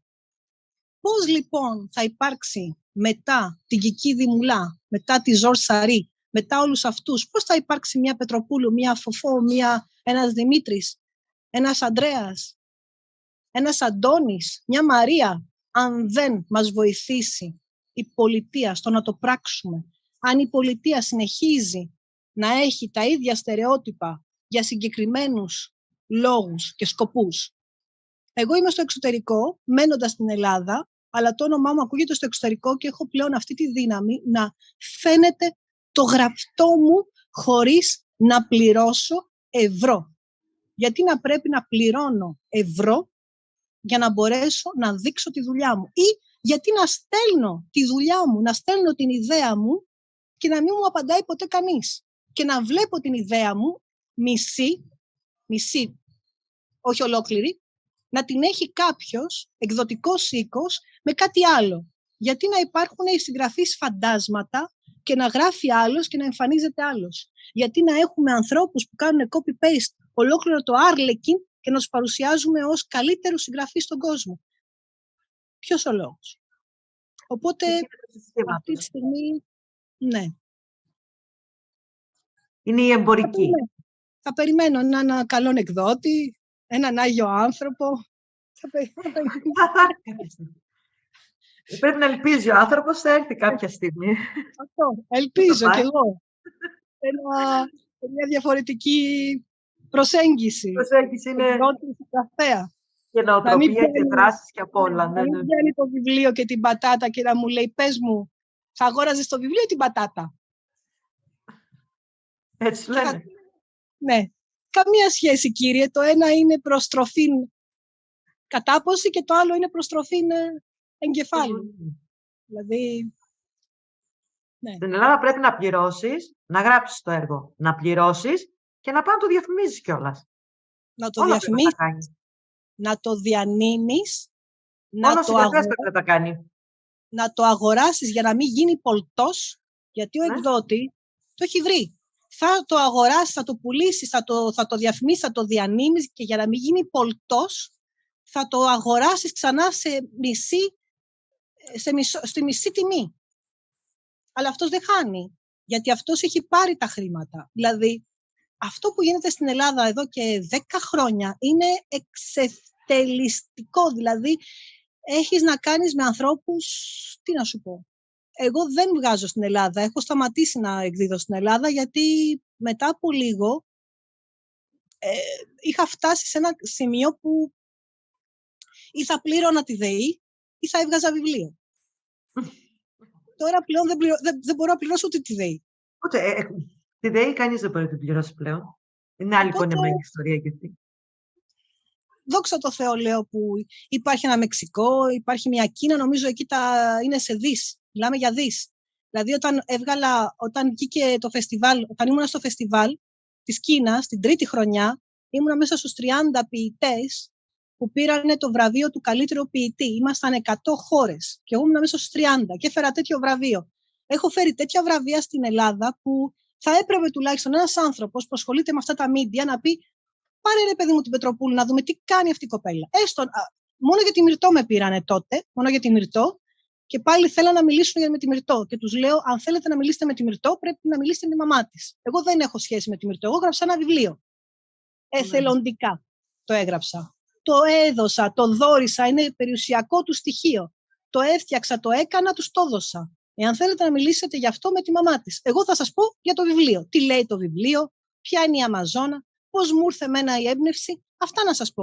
Όλα τα άλλα είναι με τη μαμά της. Δηλαδή, ξέρεις, δεν με αφορά αυτό να πω κάτι που υπάρχει μια μαμά, να της μιλήσουμε. Δεν θα μιλήσω για το τι έγινε. Εγώ μιλάω για τα βιβλία μου, για το έργο μου, για τον πολιτισμό, για την κουλτούρα που έχουμε άπλητη και δεν ξέρουμε να την πουλήσουμε. Δηλαδή, εάν μία ιδέα από όλες αυτές που έχω κάνει την έπαιρνε ένας άνθρωπος εκεί σε κάποια υπουργεία και την έκανε, θα είχαμε, τι να σου πω, θα είχαμε τρομερή εμβέλεια. Γιατί αυτοί βλέπουν στα ποίηματά μου, εγώ όταν γράφω ποίηματα, βάζω και μια φωτογραφία της Ακρόπολης, βάζω μια φωτογραφία των Καριάτιδων, βάζω μια φωτογραφία την πρόσωψη του Αγαμέμνονα και έχουμε από κάτω αμέσως επιφωνήματα. Greece. Μόνο αυτό. Και ύστερα θα διαβάσουν το ποίημα και θα δούνε και λίγο τι λέει αυτή η Εύα. Και είναι δύσκολο το όνομά μου, γι' αυτό με κόβουνε συνέχεια. Το Πετροπούλου δεν το λένε. Με λένε Ηλιανού, με λένε Λαϊνού, με λένε Εύα. Τους έρχεται πιο εύκολο να πούνε Εύα, γιατί το άλλο το κόβουνε. Δηλαδή, δεν το συγκρατούνε. Το Εύα είναι αρκετό, νομίζω. Αρκετό είναι το Εύα. Το ξέρει τόσο πολλοί κόσμος, οπότε ξέρει ποια είναι η Εύα. Πίστεψε με. Και ξέρουν να με βρούνε και ξέρουν. Δηλαδή, είμαι ανοιχτή. Αυτό το είμαι δοτική, είμαι ανοιχτή. Αλλά θέλω σεβασμό. Θέλω σεβασμό γιατί όπως εγώ σέβομαι, να με σέβονται. Όπως εγώ δείχνω, δηλαδή όταν θα σε βάλω κάπου, και τους το έχω πει, όταν υπάρχει από πίσω ένα περιοδικό, ένας άνθρωπος που είναι δικό του ανήκει, θα ήθελα παρακαλώ να γίνει αυτό και αυτό και αυτό. Είμαι λίγο σαν τη μαμά, σαν τη δασκάλα που εκπαιδεύει τα παιδιά. Γιατί οφείλουμε να λέμε πάντα ένα ευχαριστώ στους ανθρώπους που μας δίνουν το βήμα. Ξέρεις, είναι πολύ δύσκολο για τους ανθρώπους σαν εμένα, οι οποίοι παλεύουν μόνοι τους, να βρω βήμα, να μιλήσω και να πω 2-3 πράγματα. Γιατί πάντα θα κοιτάξουν από πίσω την ούγια, το made in. Ποιος είναι αυτός. Αυτό είναι το κακό. Και πλέον έχουμε κάνει ανθρώπους, μοντέλα, star system, που δεν έχουν τίποτα να προσφέρουν. Απολύτως τίποτα. Και λυπάμαι που το λέω αυτό. Και αφήνουμε τους ανθρώπους στα διαμάντια, τα αφήνουμε στο βούρκο. Αλλά ξέρεις, το διαμάντι, ακόμη και στο βούρκο, στην Καμπό, ας πούμε, αν πας στην Καμπό, στην Αφρική, η οποία θεωρείται μία από τις πιο πλούσιες περιοχές, πόλεις της Αφρικής, περπατάς και λάμπει το διαμάντι, ο χρυσός. Είναι στο δρόμο. Αλλά οι άνθρωποι είναι τόσο πολλοί, είναι τόσο συνηθισμένοι να το βλέπουν, που δεν θα το σκύψουν. Άσε που έχει τρομερές, έχει φυλακή, έχει διάφορες τιμωρίες. Οπότε δεν το, ξέρεις, περνάνε, αλλά το βλέπουνε. Σημασία, Ναι, το βλέπουνε. Και αυτό θέλω λίγο να πω, ότι ας αρχίσουμε να ξεθάβουμε τα διαμάντια. Να τα ξεθάβουμε, γιατί λέει τώρα, μα όλοι τραγουδάνε, μα όλοι γράφουνε, μα όλοι κάνουνε. Καλά κάνουμε. Γιατί ο κάθε ένας είναι μοναδικός. Ο κάθε ένας έχει κάτι να πει. Από αυτό που θα πω, κάποιος έξυπνος θα το πάρει. Και θα το πάει πιο μακριά. Πώς πάνε τα πουλάκια και πιάνουν, ξέρεις, κάτι από την τριανταφυλλιά, από τη γαριφαλιά και πιάνουν και το πάνε κάπου αλλού. Έτσι μεγαλώνει και ο βασιλικός. Έτσι λέει ο βασιλικός, λέει το πιάνουν ένα πουλί, ένα περιστέρι, δεν ξέρω κι εγώ, ένα σπουργίτι και το πάει από τη γλάστρα στη μία στην άλλη. Έτσι λέει πάει ο βασιλικός και μεγαλώνει. Ή οι μέλισσες κάνουν το μέλι, γιατί πάνε από λουλούδι σε λουλούδι. Οπότε εγώ είμαι λίγο αυτής της άποψης, δηλαδή να δώσουμε βήμα, κυρίως στους νέους, να τους ακούσουμε αυτούς τους νέους. Υπάρχουν εκεί έξω παιδιά διαμάντια που γράφουν υπέροχα. Και μετά θα κρίνουμε αν αξίζει, δεν αξίζει. Βέβαια. Η ταμπέλα από πριν είναι δραματική. Ναι, και αυτό το μη είναι αμέσως, σου έχει κόψει φτερά ο άλλος. Το μη είναι απαγορευτικό. Και τα ποντίκια ποτέ δεν έφτιαξαν μια φάκα για να τα πιάνουμε. Εμείς έχουμε φτιάξει 1.000.000 φάκες για να πιάνουμε τον εαυτό μας, να τον παγιδεύουμε και να τον δολοφονούμε. Δηλαδή, ίσως να είμαι από άλλο πλανήτη. Δηλαδή, με έχουν πει έτσι, ότι έχεις έρθει από άλλο πλανήτη. Λέω ίσως. Ίσως να είμαι από πολύ μπροστά, ίσως να είμαι από το μέλλον, ίσως να είμαι από το πολύ παρελθόν. Αλλά θέλω να με σέβονται για την προσωπικότητά μου, για το ήθος μου. Για αυτό που πρεσβεύω. Εγώ δεν έχω πει σε κανένα κάτι. Ας πούμε, σήμερα μου λέγανε όλοι οι φίλοι, οι γνωστοί μου λέγανε Happy New Year. Γιατί στο Νεπάλ γιορτάζουν το 1340. Τους είπα και εγώ Happy New Year. Ναι. Αλλά τους εξήγησα από κάτω ότι εγώ με αυτό που είμαι Ορθόδοξη και θα γιορτάσω το Πάσχα μου.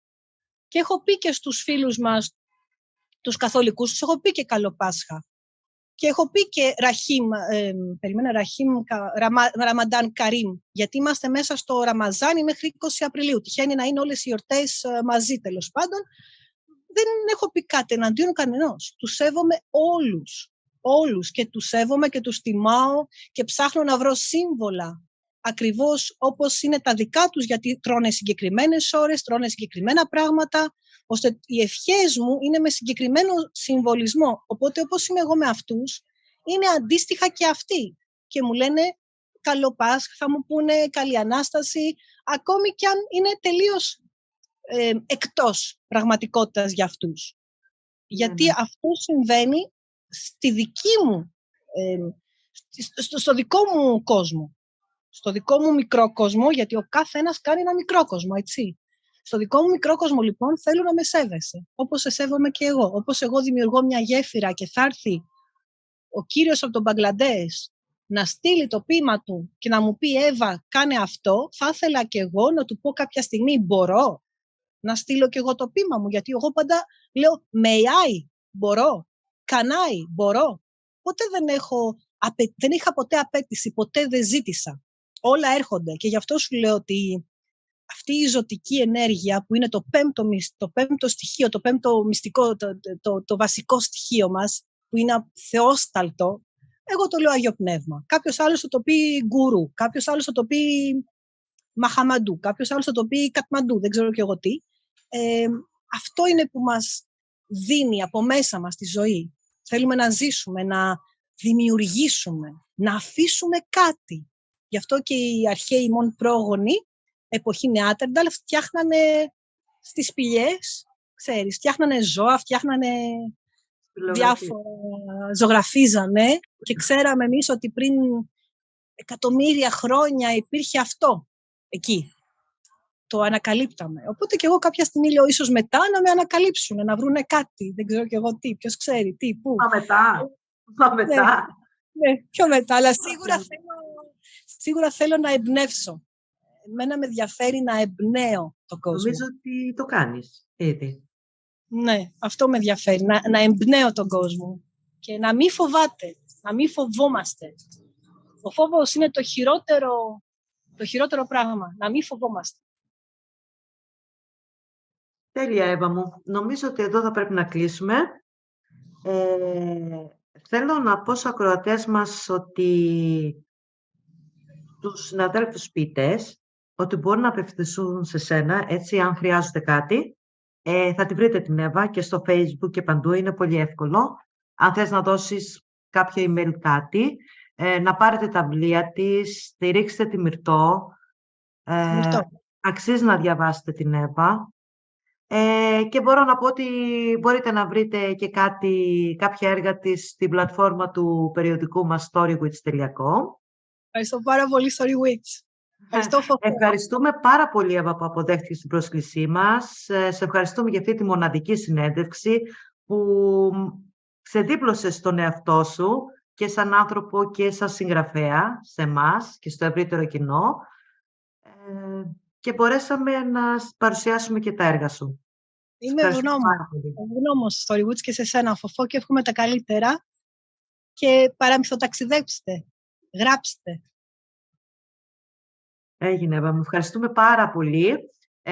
Να σας πω εσάς ότι κάντε like και εγγραφή στο κανάλι μας για περισσότερα λογοτεχνικά ταξίδια και μέχρι την επόμενη φορά να είστε όλοι καλά.